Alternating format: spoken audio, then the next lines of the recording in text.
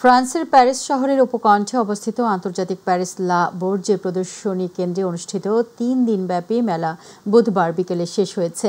এটি ছিল একটি আন্তর্জাতিক প্রদর্শনী যেখানে বিশ্বব্যাপী ফ্যাব্রিক, পোশাক, অ্যাক্সেসরিজ এবং সোর্সিং সেক্টরের ব্যবসায়ীরা একত্রিত হন। প্রতিনিধি বাদল পাল জানান, এই বছর মেলায় বিশ্বের ৩০টির বেশি দেশের প্রায় ১,৩০০-র অধিক প্রতিষ্ঠান অংশ নিয়েছিল। এখানে কাপড়, পোশাক সংশ্লিষ্ট উন্নত প্রযুক্তি ও চামড়াজাত পণ্য মেলায় প্রধানত প্রদর্শিত হয়েছে। এবারের মেলায় বাংলাদেশ থেকে সরকারি ব্যবস্থাপনায় রপ্তানি উন্নয়ন ব্যুরোর মাধ্যমে 4টি ও বেসরকারি উদ্যোগে 14টি মোট 18টি প্রতিষ্ঠান অংশগ্রহণ করে। মেলার দ্বিতীয় দিনে বাংলাদেশের রাষ্ট্রদূত মেলায় এসে বাংলাদেশের বিভিন্ন স্টল ঘুরে দেখেন এবং বাংলাদেশ থেকে আগতদের খোঁজ খবর নেন। এই সময় তার সাথে ছিলেন বাংলাদেশি দূতাবাস প্যারিসের কমার্শিয়াল মিনিস্টার মিজানুর রহমান ও বাংলাদেশ থেকে আগত রপ্তানি উন্নয়ন ব্যুরোর মহাপরিচালক মোহাম্মদ আখতারুজ্জামান আজাদ।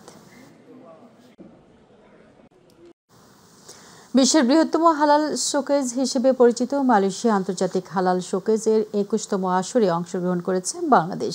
রপ্তানি উন্নয়ন ব্যুরো, বাংলাদেশের উদ্যোগ ও ব্যবস্থাপনায় এবং বাংলাদেশ হাই কমিশন কুয়ালালামপুরের সমন্বয়ে Malaysia international trade and exhibition সেন্টারে 17 থেকে 20 সেপ্টেম্বর 2025 পর্যন্ত 4 দিনব্যাপী আয়োজিত এই মেলায় বাংলাদেশের 8টি শিল্প প্রতিষ্ঠান ও বাংলাদেশ মালয়েশিয়ার chamber of commerce and industries অংশগ্রহণ করে।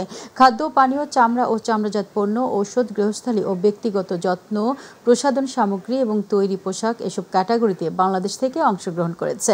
প্রতিনিধি আশরাফুল মামুন জানান, বুধবার মেলার উদ্বোধনী দিনে বাংলাদেশ প্যাভিলিয়ন উদ্বোধন করেন রপ্তানি উন্নয়ন ব্যুরোর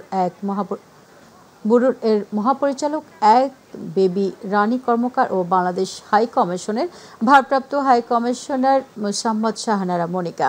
পরে অতিথিবৃন্দ মেলা ও বাংলাদেশের স্টল পরিদর্শন করেন এবং বাংলাদেশি ব্যবসায়ীদের সঙ্গে কথা বলে মালয়েশিয়া তাদের পণ্যের বাজার সম্প্রসারণে বিভিন্ন পরামর্শ দেন এবং বাংলাদেশ সরকারের পক্ষ থেকে সব ধরনের সহযোগিতার আশ্বাস দেন।